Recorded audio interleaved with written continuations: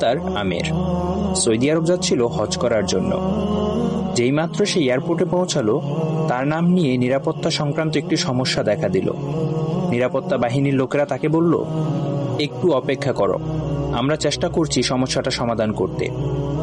এই সময়ে অন্য সব হাজিরা তাদের প্রক্রিয়া শেষ করে প্লেনে উঠে পড়ল, আর প্লেনের দরজা বন্ধ হয়ে গেল। কিছুক্ষণ পর সমস্যা ঠিক হয়, কিন্তু পাইলট দরজা খুলতে রাজি হলো না। প্লেন চলতে শুরু করলো এবং আমেরকে ফেলে রেখে উঠে গেল। অফিসার তাকে সান্ত্বনা দিয়ে বলল, মন খারাপ করো না, হয়তো এটা তোমার কপালে ছিল না।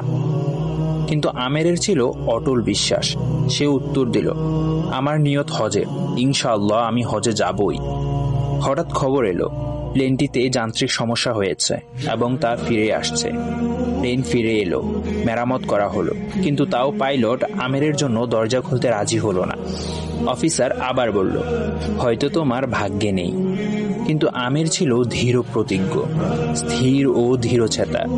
সে বলল, আমার নিয়ত হজের, ইনশাআল্লাহ আমি হজে যাবই। প্লেন আবার উড়ে গেল। কিছুক্ষণ পর আরেকটি খবর এলো, প্লেনে আবারও সমস্যা হয়েছে।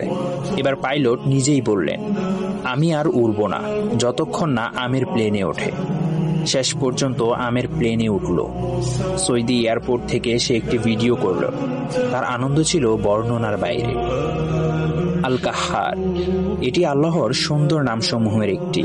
এর অর্থ, তিনি কারণগুলোকেও পরাস্ত করেন, আপনার জন্য সব নিয়ম ভেঙে দিতে পারেন, কেবল আপনাকে সন্তুষ্ট করার জন্য।